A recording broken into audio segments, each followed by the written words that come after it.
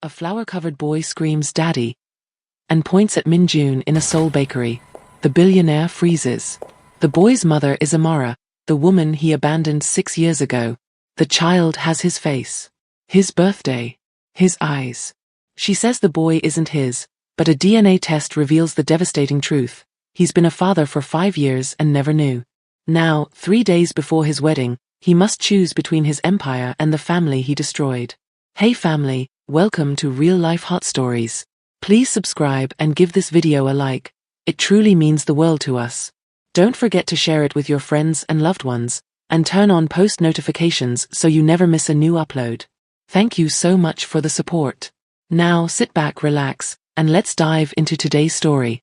The door to Sweet Dreams Bakery chimed as Min-jun stepped inside, his Italian leather shoes clicking against the polished floor. He adjusted his Rolex and approached the counter with the confidence of a man who'd built an empire from nothing. 3 days until his wedding. Everything was perfect. Everything was controlled. White fondant. 3 tiers. Minimalist design, he told the baker, his tone leaving no room for negotiation. The woman behind the counter nodded, reaching for her order book. Of course, Mr. Park. Let me just. A crash echoed from the back room. Then, like a small tornado, a boy burst through the kitchen doors. Flour covered his brown skin from head to toe. He couldn't have been more than 5 years old. His curly hair was dusted white, and his hands left powdery prints on everything he touched. "Mommy!" the boy shouted at the top of his lungs. "I found Daddy." The entire bakery went silent. Min-jun froze. The boy was pointing directly at him. "Sweetheart, no." A woman's voice cut through the stillness, urgent and panicked. Min-jun turned slowly, and his world tilted on its axis. She stood in the doorway between the kitchen and the shop floor, her dark eyes wide with shock. Her natural hair was pulled back into a bun, and she wore a simple apron over jeans and a t-shirt. She looked exactly as he remembered her, yet completely different. 6 years had passed since he'd last seen her face. "Amara." His throat went dry. "Amara." She grabbed the boy's hand quickly, pulling him close. "We need to go. Now." But the boy was already running toward Min-jun, his small feet padding against the floor. He stopped right in front of him, tilting his head back to stare up with wide, curious eyes. "Are you my daddy?" the boy asked innocently. Min-jun's heart hammered against his ribs. He looked at the child's face, really looked, and his breath caught. The boy's nose. The shape of his eyes. The way he stood with one hip jutted out slightly. It was like looking at a photograph of himself as a child. "Elijah, come here," Amara said sharply, her voice trembling. She moved forward and scooped the boy into her arms despite his protests. "But Mommy, you said." "I said nothing," she interrupted, her eyes meeting Min-jun's for just a second before looking away. "We're leaving." Min-jun finally found his voice. "Wait." "There's nothing to wait for." Amara's jaw was set, her entire body tense. "Come on, baby." "Is that boy?" Min-jun started, but she cut him off. "He's not yours." The words were a slap. Sharp. Final. But the boy wiggled in her arms and pointed at Min-jun again. "Mommy, you told me Daddy's birthday is September 7th. That's his birthday. I saw it on the news." Amara's face went pale. Min-jun's world stopped spinning and started falling apart instead. September 7th. His birthday. Information this child should not know. "How does he?" Min-jun began. "Goodbye, Min-jun." Amara turned and rushed toward the exit, the boy looking back over her shoulder with confused, innocent eyes. The door chimed again as they disappeared into the Seoul afternoon. Min-jun stood alone in the bakery, his perfectly planned life suddenly feeling like a house of cards in a hurricane. The baker cleared her throat awkwardly. "Sir? About your wedding cake." But he couldn't answer. He could only stare at the door where his past had just collided with his present, bringing with it a small boy with flour in his hair and questions Min-jun wasn't ready to face. A boy who had his face. A boy who knew his birthday. A boy who'd called him Daddy. If you're already hooked by this story, hit that subscribe button now, because this is only the beginning, and trust me, you won't want to miss what happens next. The following morning, Min-jun sat in his penthouse office, staring at the Seoul skyline without really seeing it. His assistant had brought coffee an hour ago. It sat untouched, cold. He'd barely slept. Every time he closed his eyes, he saw that boy. Elijah. The name echoed in his mind like a question he couldn't answer. His phone buzzed. A text from his fiancée, G1. * dinner tonight with my parents. 7 p.m. Don't be late. *. He typed a response, deleted it, then simply sent a thumbs-up emoji. G1 was perfect on paper. Daughter of a media mogul. Educated in Switzerland. Beautiful, poised, connected. Their marriage would merge two business empires and secure his place among Seoul's elite. It was exactly what he'd worked for. So why did it suddenly feel hollow? Mr. Park. His assistant, Sung-ho, knocked on the door. Your 10 o'clock is here. Cancel it, Min-jun said without turning around. Sir, it's the merger with.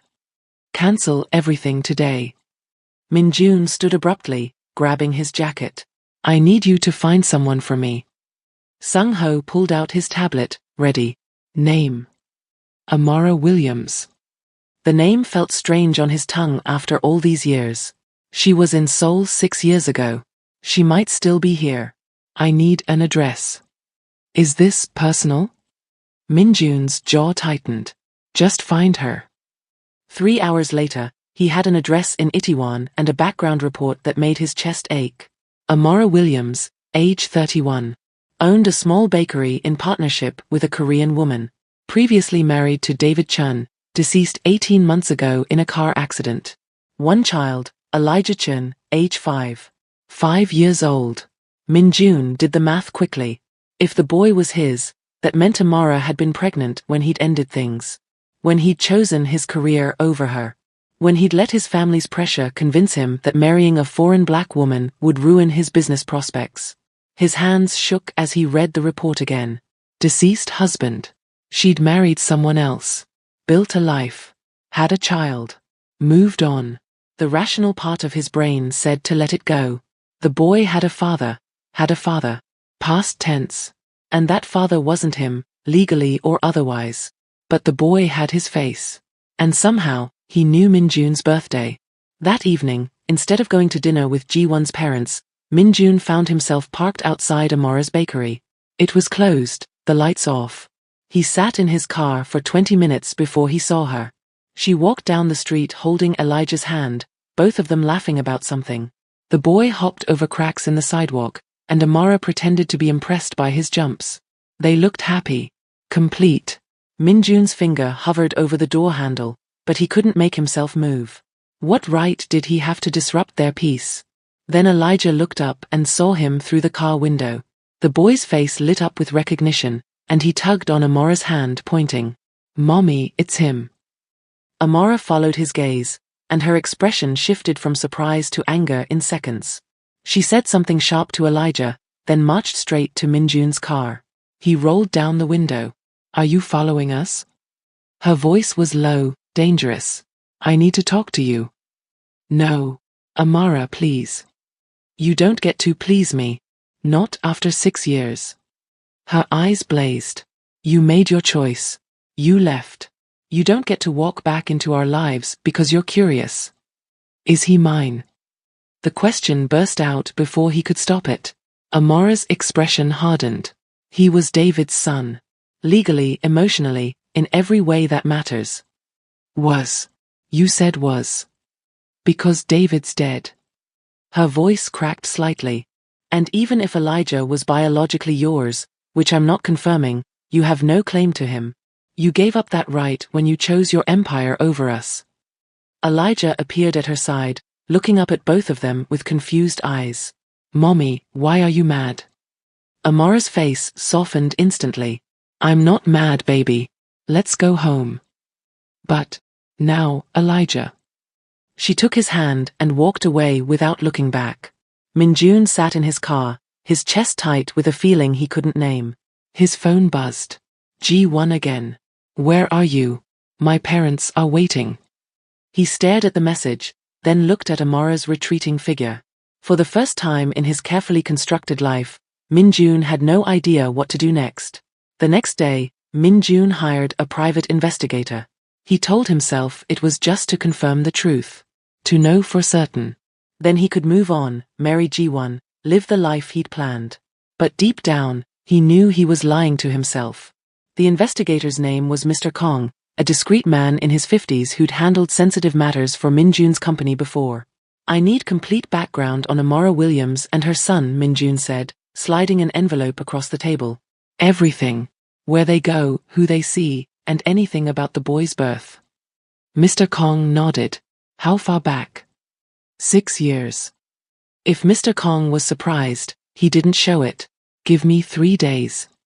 But Min-jun couldn't wait 3 days. That afternoon, he found himself at the park near Amara's apartment.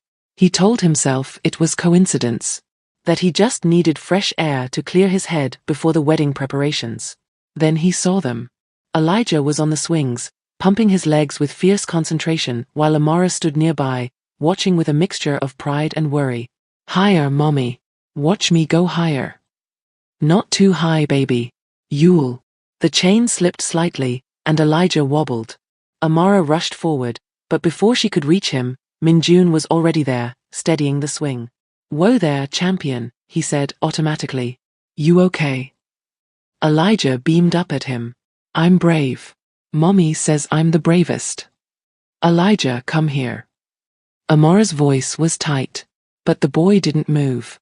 Instead, he looked at Min-jun with those achingly familiar eyes and said, Do you know how to do the monkey bars? Mommy can't because of her bad knee. Min-jun glanced at Amara. Her expression was unreadable. I used to be pretty good at monkey bars, he admitted. Show me. Before Amara could protest, Elijah grabbed Min-jun's hand and pulled him toward the jungle gym. The touch, small fingers wrapped around his, sent a jolt through Min-jun's entire body. This could be his son. This laughing, fearless, beautiful child could be his. Elijah, Amara called, but her voice lacked conviction. At the monkey bars, Elijah watched with wide eyes as Min-jun demonstrated, his expensive suit jacket discarded on a bench. When he finished, the boy clapped enthusiastically. My turn. Catch me if I fall.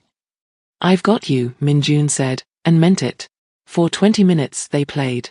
Elijah chattered non-stop about his favorite foods, his best friend at school, how he wanted to be an astronaut, and how he missed his dad but mommy said dad was watching from heaven. Each word was a knife to Min-jun's heart. Finally, Amara approached. It's time to go home, Elijah. But mommy. Now. The boy's shoulders slumped, but he hugged Min-jun's leg quickly before running to his mother. Amara and Min-jun stood facing each other, the playground sounds fading into background noise. Why are you really here? She asked quietly. I don't know, he admitted. I saw him, and I can't stop thinking about what you might have lost. Her laugh was bitter. Join the club. Amara, if there's any chance he's mine. He's not. But her voice wavered. I could get a DNA test. It's simple. Non-invasive. Her eyes flashed. You want to play dad now? After 6 years? After you told me that marrying me would complicate your business prospects? After you chose your family's approval over us? The words hit like physical blows. I was wrong, Min-jun said, the admission tearing out of him. I was young and stupid and scared, and I chose wrong. I know that now. Knowing it now doesn't change the past. Tears gathered in her eyes. David was there. David held my hand through labor. David got up for midnight feedings. David taught Elijah to ride a bike. David was his father in every way that mattered. I know, and I'm not trying to replace. Then what are you trying to do? Her voice broke. Because from where I'm standing, you're about to marry someone else in 3 days, and you're here disrupting my son's life because you saw a ghost of what might have been. Min-jun had no answer. Amara wiped her eyes roughly. Stay away from us, Min-jun. Please. We've been through enough. She took Elijah's hand and walked away. The boy looked back once, waving. Min-jun raised his hand in return, feeling something inside him crack. Comment below, what would you do in Min-jun's position? Would you walk away or fight for the truth? Let me know your thoughts. That night, Min-jun sat in his study, a glass of whiskey untouched in his hand, and let himself remember. 6 years ago, Amara had been a graduate student studying international business. They'd met at a coffee shop near Seoul National University. She'd been struggling with her Korean homework, and he'd offered to help. One conversation became coffee, became dinner, became months of the happiest time in his life. She was brilliant, funny, unimpressed by his money or status. She challenged him, made him laugh, made him want to be better. He'd fallen completely, recklessly in love. Then his mother found out. "You're throwing away everything for a foreigner," she'd said, her voice cold. "Your father built this company for you. Your grandfather before him. And you want to risk it all for a woman who doesn't understand our culture, our business, our world.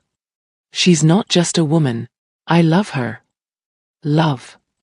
His mother's laugh was sharp. "You think love pays for this penthouse? Love won't impress investors. Love won't merge companies or secure deals. You marry within our circle, Min-jun. You marry someone who strengthens what we've built. That's your duty." He'd tried to fight it. Had planned to propose to Amara anyway. Then his father had a heart attack. Stress, the doctors said. The company was in crisis. A major deal was falling through. His father needed Min-jun to step up, to be the leader they'd groomed him to be. "Fix this," his mother had said at the hospital. "And fix that situation with that girl. Your father can't handle any more stress." So he'd gone to Amara's apartment and broken both their hearts. "We can't do this anymore," he'd said, unable to meet her eyes. "What? Why?" "My family. The company. It's too complicated." "Complicated? Min-jun, we love each other. We can figure it out." "No." The word was harsh. Final. "We can't. You don't understand the pressure, the expectations. I have responsibilities." "To everyone but yourself?" Tears streamed down her face. "I thought we were building something real." "So did I. But we were wrong." He'd walked out that night and thrown himself into work. Built his empire. Made his family proud. Became exactly what they'd wanted. And never, not for one single day, stopped regretting it. He'd assumed Amara had gone back to America. That she'd moved on, found happiness. He never knew about Elijah. Never knew she'd stayed in Seoul. Never knew she'd been pregnant with possibly his child when he'd walked away. The guilt was crushing. His phone buzzed. A message from Mr. Kong. "Preliminary findings ready. Meet tomorrow." Min-jun's thumb hovered over the screen. Once he knew the truth, there was no going back. No pretending. No convenient ignorance. If Elijah was his son, everything would change. His engagement. His family's expectations. His carefully controlled life. But if Elijah was his son, and he walked away again, he'd never forgive himself. Min-jun typed back, *tomorrow. 8 a.m. Then he picked up his phone and called Ji-won. "Min-jun? It's late." "We need to talk," he said. "I need to tell you something." There was a pause. "This doesn't sound good." "It's not.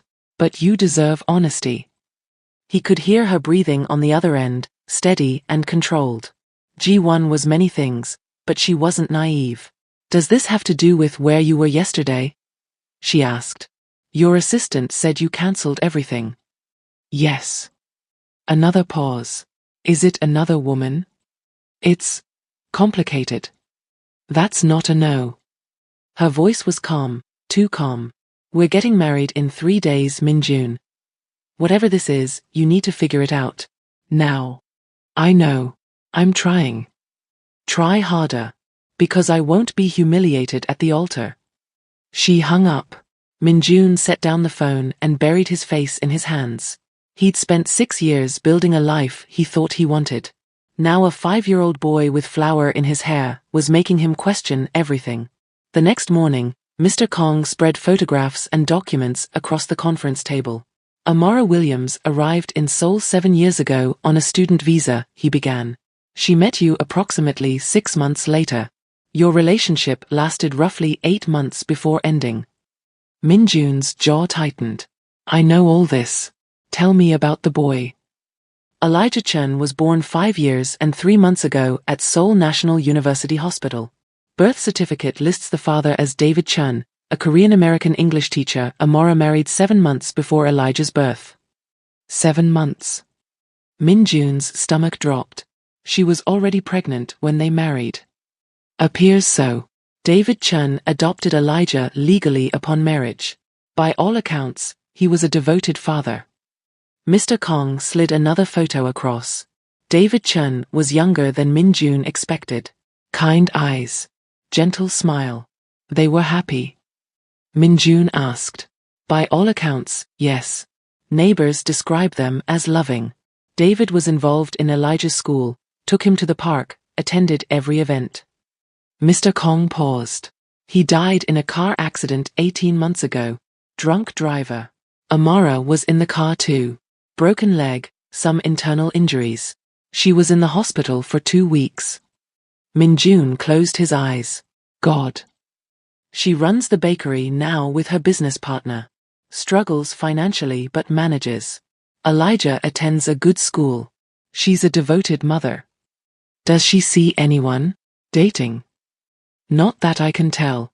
She's focused on Elijah and the business. Mr. Kong pulled out another document. However, I did find something interesting. He handed Min Jun a medical record. Prenatal visit. 8 weeks pregnant. Date stamped 2 months after Min Jun had ended things. She knew, Min Jun whispered. She knew she was pregnant. And she didn't tell you. The betrayal stung, even though he understood it. She tried to call him dozens of times after their breakup. He'd blocked her number. Sent her messages back unopened. He'd made it impossible for her to reach him. What do you want me to do next? Mr. Kong asked. Min Jun stared at the photograph of Elijah. Curly hair, bright smile, so full of life. Can you get a DNA sample? Without them knowing. Mr. Kong raised an eyebrow. It's possible. But, do it. Min Jun's voice was steel. I need to know for certain. 2 days later, Mr. Kong returned with results. Min Jun's hands shook as he opened the envelope. DNA match, 99.9%. The paper slipped from his fingers. Elijah was his son. His son. A child he'd missed 5 years of. First steps. First words. First everything. Because he'd chosen duty over love. Because he'd let fear control him. Because he'd been a coward. The wedding was tomorrow. His entire family was flying in from across Korea and abroad. The venue was booked. The guest list was 500 people. The merger his marriage would facilitate was worth billions. And none of it mattered. Because somewhere in Seoul, his son was laughing and playing and growing up without him. Min Jun picked up his phone and made the hardest call of his life. Mother, I need to tell you something. If you're still with me, smash that like button and hit subscribe, because the most emotional part of this story is coming next. The bakery was closed when Min Jun arrived, but he could see light in the back. He knocked, waited, knocked again. Amara appeared at the door, surprise and frustration crossing her face. It's 9 p.m., Min Jun. We're closed. I know he's mine. She went completely still. I had a DNA test done. I know Elijah is my biological son. Her face flushed with anger. You did what? How did you? Understanding dawned. You took something of his. Without permission. Without asking me. I needed to know. You had no right. Her voice shook. No right to invade our privacy, to go behind my back. I had every right. Min Jun's control snapped. He's my son. My son, Amara. And you never told me. You blocked me. She screamed back. You blocked my number, returned my messages, made it impossible to reach you. I tried, Min Jun. I tried to tell you I was pregnant, and you shut me out completely. The words hung between them, 6 years of pain and regret crystallizing in the night air. I didn't know you were trying, he said quietly. I thought you'd moved on. I was terrified and alone and pregnant in a foreign country, and the man I loved had thrown me away like garbage. Tears streamed down her face. David found me crying in the bathroom at school. He took me to dinner, let me talk, became my friend. When I told him I was pregnant, he offered to marry me. To give my baby a name, a father, stability. Did you love him? She wiped her eyes. Not at first. But he was kind and patient, and he loved Elijah from the first moment he was born. And yes, eventually, I learned to love him too. Not the way I loved you, but real. He was a good man, Minjun. The best father Elijah could have asked for. I should have been that father. But you weren't. Her voice cracked. You chose your empire. Your family's approval. Your perfect life. Those were your choices. And now I'm choosing differently. It's too late. It's not. I cancelled the wedding. Amora's eyes widened. What? I called it off this morning. Told my fiancé, told my family, told everyone. Minjun stepped closer. I'm not asking to replace David. I could never. But Elijah is my son, and I want to be part of his life. I want to know him. I want him to know me. You cancelled your wedding. She said it like she couldn't believe it.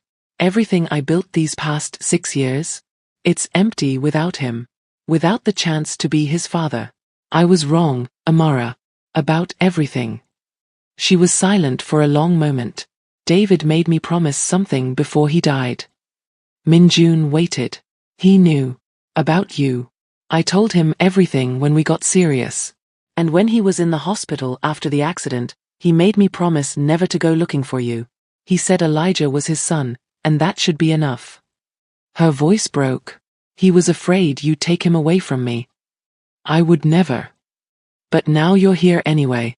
And David isn't. And I don't know what to do. She sank down onto the bakery steps, her head in her hands. Minjun sat beside her carefully. What do you want, Amara? I want David back.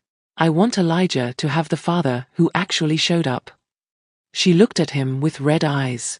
But since I can't have that, I want what's best for my son. And I don't know if that's you. Let me try. Please. Let me try to be what he needs. And when it gets hard, when your family pressures you again, when keeping us in your life becomes inconvenient, I'm not that person anymore. Prove it. They sat in silence, the soul night humming around them. Finally, Amara spoke. Elijah doesn't know. About you. About any of this. What does he think? That you're a nice man who helped him at the park. That you knew his birthday because you're famous and it's public information. She laughed bitterly. He's 5. He believes what I tell him. What are you going to tell him? I don't know yet. She stood, brushing off her jeans. But you don't get to just walk into his life and announce you're his father. You have to earn that. You have to show up. Consistently. Not when it's convenient or when you feel guilty, but every day. The hard days. The boring days. The days when he's sick or cranky or driving you crazy. I want to. I want all of it. We'll see. She opened the door to go inside, then paused. Your family must be furious. They'll get over it. Or they won't. Either way, it doesn't change what I know I have to do. What about your fiancé? She deserved better than half my heart. Amara studied him for a long moment. You really cancelled everything. Everything. She shook her head slowly. You're either the bravest man I've ever met or the most foolish. Maybe both. A tiny smile flickered across her face. Maybe. Then she went inside and closed the door, leaving Minjun alone on the step. But this time, it felt different. This time, it felt like a beginning. 3 weeks later, Minjun stood outside Elijah's school, nervous in a way no board meeting or business deal had ever made him. It had been Amora's idea. Pick him up from school on Friday. Just you two. Take him to the park or for ice cream. Let him get to know you. What do I tell him? The truth. Age-appropriate truth. That you knew his mommy a long time ago. That you'd like to be his friend. Now the school bell rang, and children poured out like confetti. Then he saw Elijah, backpack bouncing, running toward the gate. The boy saw him and stopped, tilting his head. Mr. Park. Hey, Elijah.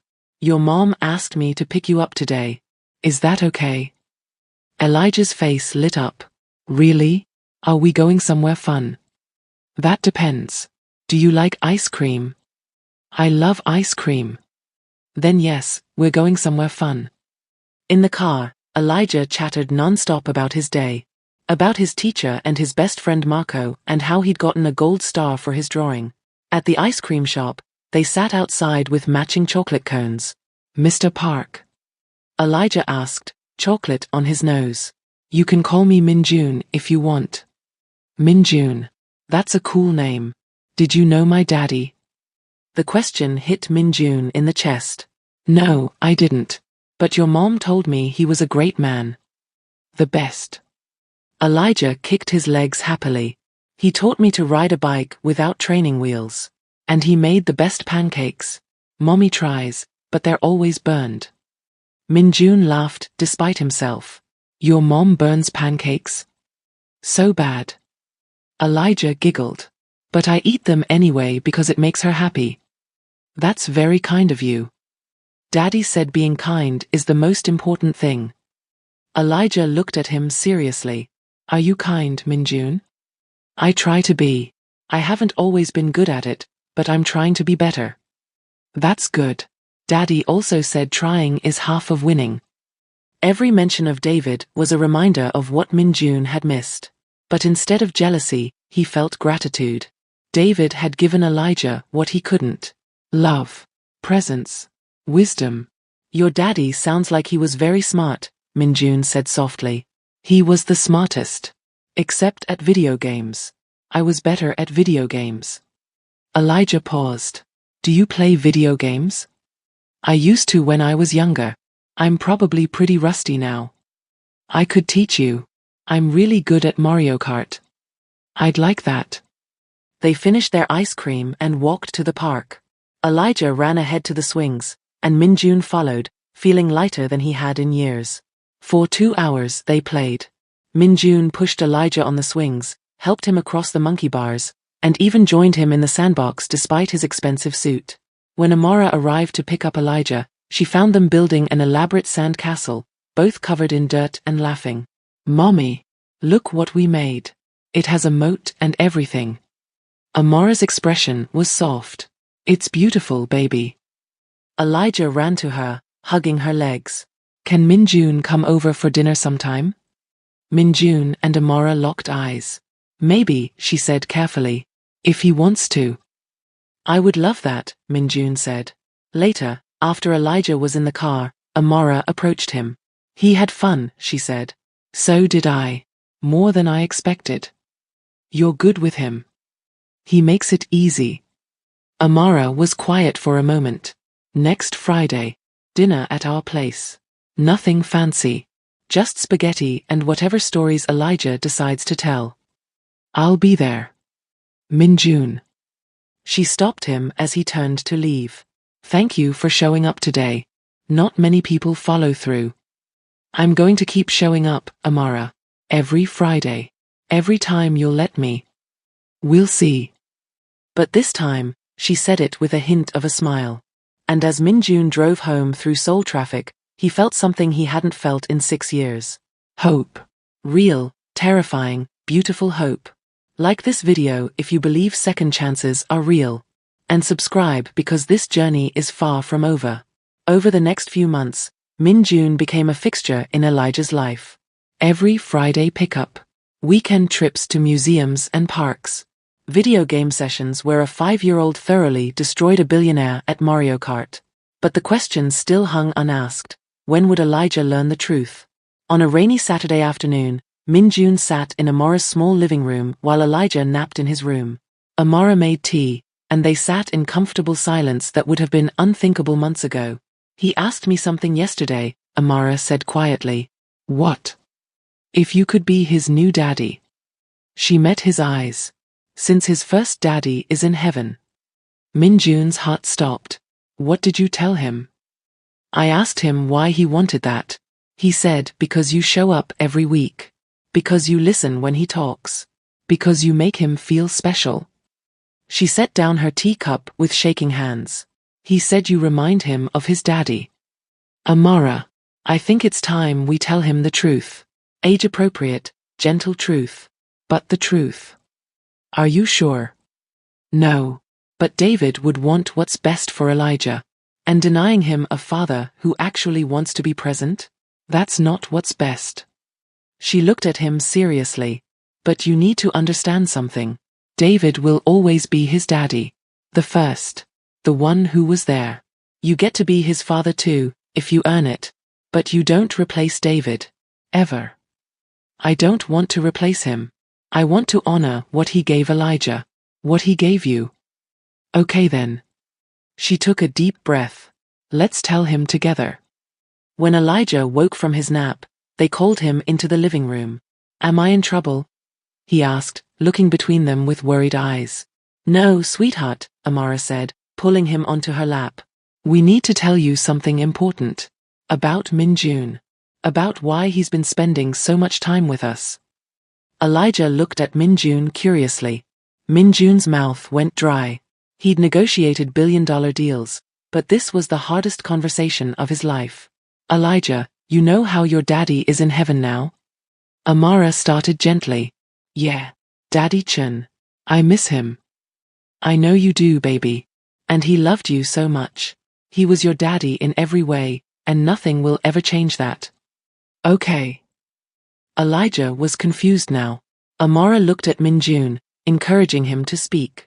Elijah, before your mommy married your daddy Chun, she and I knew each other, Minjun said carefully. We were very good friends. And before you were born, before your mommy even knew she was going to have a baby, we weren't friends anymore. Why not? Because I made a mistake. I chose work over people I cared about. I wasn't ready to be the person your mommy and daddy needed. Elijah frowned, processing. But you're friends now? We're trying to be, Amara said. And Minjun. Well, Minjun is your biological father. That means when you were made, before you were born, Minjun was part of that. But your daddy Chun was your real daddy.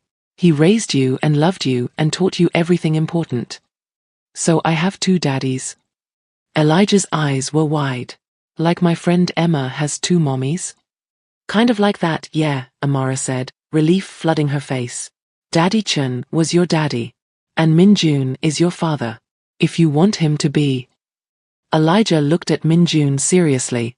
Do you want to be my father? More than anything in the world, Minjun said honestly. But only if you want me to be. Will you still come play with me on Fridays? Every Friday. And Saturdays and Sundays too, if you want. And you won't go away again? The question was so innocent, so hopeful, so heartbreaking. Never, Minjun promised. I'm here now, and I'm staying. Elijah thought about this for a long moment. Then he climbed off Amara's lap and walked over to Minjun. Okay. You can be my father. But I'm still going to call my heaven daddy Daddy, because that was his special name. That's perfect, Minjun said, tears threatening. What do you want to call me? Can I call you Appa? That's what my friend Jun calls his dad in Korean.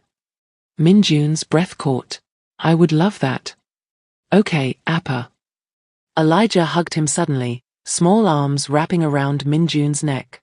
Don't be sad. Mommy says Daddy sent you to help take care of us now that he can't. Minjun looked at Amara over Elijah's head. She was crying too. Your mommy is very smart, he managed to say. That night, after Elijah was asleep, Minjun and Amara stood on her small balcony overlooking the Seoul streets. Thank you, he said, for giving me this chance. For telling him. He deserves to know his father. Both of them. I meant what I said. I'm not going anywhere. I know. She smiled slightly. You proved that when you cancelled your wedding and endured months of my skepticism without running away. How is your family handling all this? Your mother must be livid. Furious. But they'll come around. Or they won't. Either way, I've made my choice. They stood in comfortable silence. What happens now? Amara asked finally. Now I keep showing up. Keep being the father Elijah deserves. Keep proving to you that I've changed. And if I said I might be willing to let you prove more than that? He looked at her sharply. What do you mean? I mean we were good together once. Before everything fell apart. And I'm not saying we go back to that or that I'm ready for anything. But maybe we could see who we are now. As people. As parents. As whatever we might become. Min Jun's heart raced. I would like that. Very much. But only at your pace. Only when you're ready. Deal. She held out her hand, and he took it, her fingers warm in his. Below them, Seoul hummed with life. Cars passed. People laughed and argued and lived their lives. And in a small apartment in Itaewon, a billionaire who'd lost everything that mattered stood beside the woman he'd never stopped loving and their son who'd brought them back together. It wasn't the ending he'd planned. It was infinitely better. 6 months later, Min Jun stood in that same bakery where his life had changed, watching Amara and Elijah decorate cupcakes with alarming amounts of sprinkles. His mother had finally agreed to meet Elijah last week. It had been awkward and tense, but Elijah's charm had worked its magic. By the end of the visit, she was smiling despite herself. His company was thriving under new management structures he'd implemented. Turned out, he didn't need a strategic marriage to be successful. Ji-won had married a tech mogul and seemed genuinely happy. And Min Jun? He showed up every day. Helped with homework. Attended school events. Made terrible pancakes that Elijah ate anyway because it made him happy. He was learning who he was when he wasn't trying to be who everyone expected. Appa. Elijah called. Come help. Mommy's letting me make a rainbow cupcake. Min Jun walked over, and Amara smiled at him. A real smile, full of warmth and possibility. You've got frosting on your nose, she said. Occupational hazard of cupcake decorating. She reached up and wiped it off, her touch lingering just slightly longer than necessary. They were taking it slow. Dating, sort of. Learning each other again. Building something new from the ashes of what they'd lost.